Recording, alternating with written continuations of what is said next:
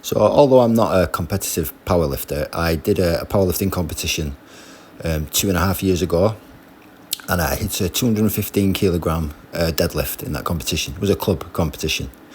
Now ever since then I've really been focusing on the deadlift, and especially in the last year and a half I've seen massive increases in it. I've took my deadlift from a 215 kilogram competition style deadlift to a 245 kilogram competition style deadlift. And when I say competition style, I just mean doing the deadlift without straps.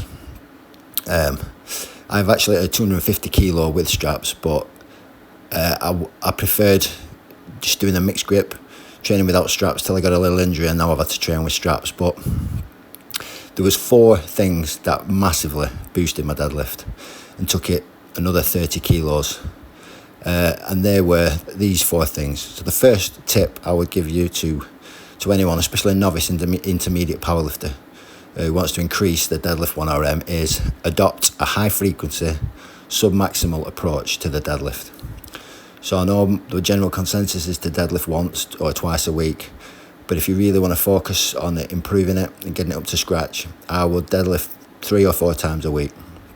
So say you're going to the gym 3 or 4 times a week, I would deadlift first every time. The first thing you do, as soon as you go in, warm up and get onto the deadlifts. And I would keep the reps between 70 and 80% of your 1 rep max. So say you have a 200 kilo 1 rep max, do most of your work between 140 and 160 kilograms. Now, you don't have to do a lot of reps. You can do like 2 or 3 reps each time you go in, just to get used to it, and then add a few reps each time. But that adds into my second tip, which is to train the deadlift in singles only. Now, obviously, the competition deadlift's very specific. It's one lift from a dead stop. And I know rep work is very beneficial for building strength and muscle tissue in the deadlift, but you want to be specific and you want to do most of your training in singles. So instead of if you're down for 1 set of 5, it's much more beneficial to do 5 singles, in my opinion, because each time you do a single, you get to practice your setup, practice your technique, your bracing, etc. And the more practice you can get, the better, because at the end of the day, strength is a skill. The deadlift is kind of a skill movement. It's less technical than the other lifts, but the more you can practice it, the better. So you want a high frequency, submaximal approach. You want to train it only in singles.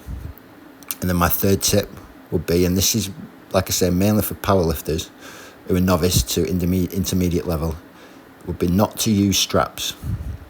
Now, I used straps for a long time, and then when I stopped using them and trained only in singles using the mixed grip, doesn't matter, you can use a hook grip as well, I found that my grip got much stronger, and your grip gets stronger in line with the rest of your lift.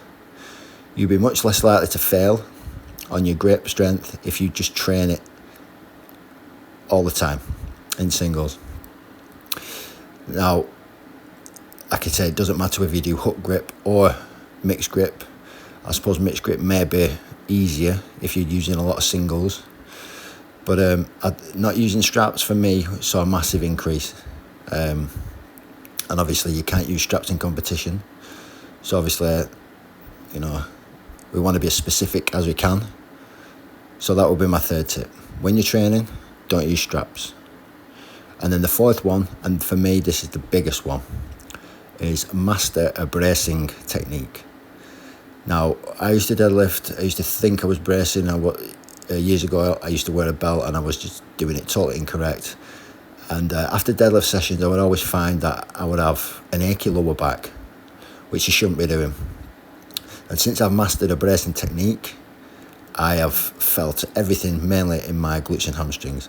Occasionally a deadlift doesn't go so well, and occasionally you will get a tweak in your back. That's just part of lifting. But on the whole, if you get your brace correct, you are much less likely to get injured, much less likely.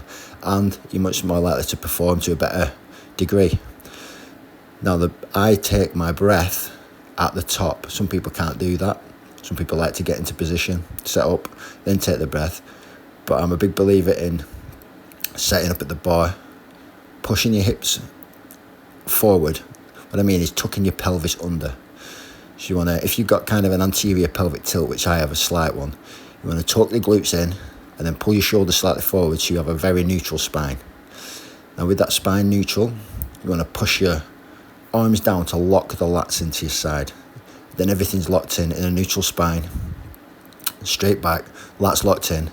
And then it's just a case of taking a big breath, tensing into your belt, trying to breathe that big belly of air into your belt, and then hinging down and pulling. Now what I like to do is, before I take the breath, I like to tense my abs. So tense my abs like I'm going to take a punch. And then with the tensed abs, I breathe into that stomach, fill it full of air, and then I'm ready. Then I just have to hinge down and pull.